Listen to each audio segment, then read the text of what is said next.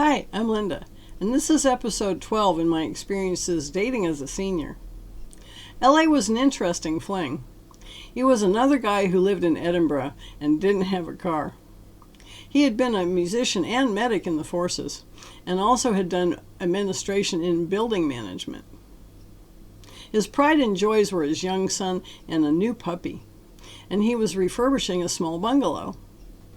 We did a lot of messaging on the dating site about antiques and his tiny puppy. Rather quickly it turned to sexting, and he was pretty good at it.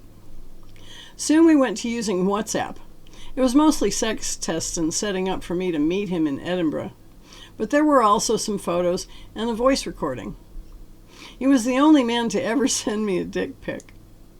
I sent him a tasteful pic of my boob such that you could never see who I was. If it got out into the world, I could not be identified by the photo. I didn't have a pet at the time, and he invited me to stay the night or more. The fantasy was wonderful, as he made me very hot for him. He boasted that he could go all night and more, and I had a lot of catching up to do. Why does reality have to blow such big holes in fantasy? When I arrived at his place, he met me outside. His pictures must have been a good few years old, as he looked much more worn, but I thought I could get used to him. I liked his voice. I also liked that he was very hairy all over, as he was soft and cuddly. I really don't care how much hair a man has, but I do like it. I stayed with him for 2 nights. We had quite a bit of sex, but he did fall asleep around midnight. One thing that was very disruptive was his new puppy. It was absolutely adorable, but not potty trained. LA had to have puppy pads all over the floors and went through a lot of them. And often the puppy missed the pads, so there was cleaning of the floor regularly. He would put it in a crate when we had sex or went to bed. It cried a lot when in the crate, much like a new baby, and it was in the bedroom with us. I've had several dogs over time, so I understand these things and didn't complain except for once about the whining, as it was really getting to me. A baby crying is the most irritating sound for me, which is one reason I never had any. Another thing that was an issue was that he didn't have a refrigerator or working cooker, because he was remodeling the kitchen. Takeaway pizza was one of the very few options for food. At least he had a working kettle, so coffee was available. During breaks between sex, we soon found out we didn't care to watch the same TV shows. He was very into documentaries when I liked comedy or science fiction. I was interested in seeing some of the surrounding area. He had no interest in showing me anything nearby. The second night he fell asleep again by midnight. At the time I still thought things were going well with him.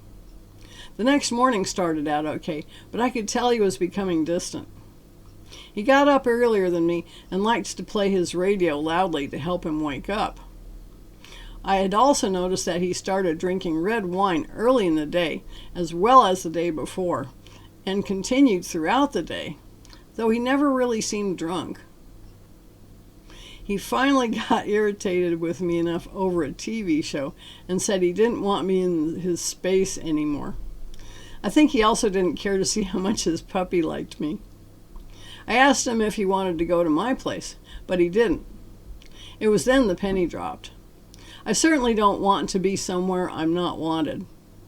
So I packed up my stuff as quickly as possible and got the hell out of there. Funny thing was that even though I was pissed off, my body was still glowing a bit from all the sex. It wore off quick enough.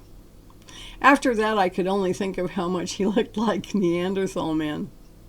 He was that hairy.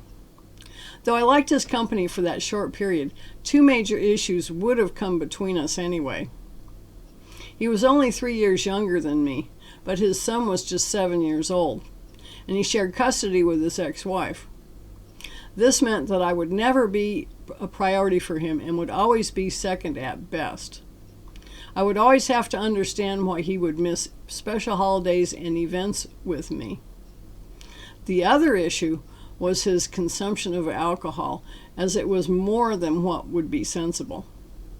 These are things that take a while to sort through as to why the relationship would never work. I would want more attention than he could give me, and he would never be living together with me. Just as well it ended before wasting any more time with him. It was just nice to find I was still desirable and get a bit of attention. If you like this video, please give it a thumbs up and subscribe.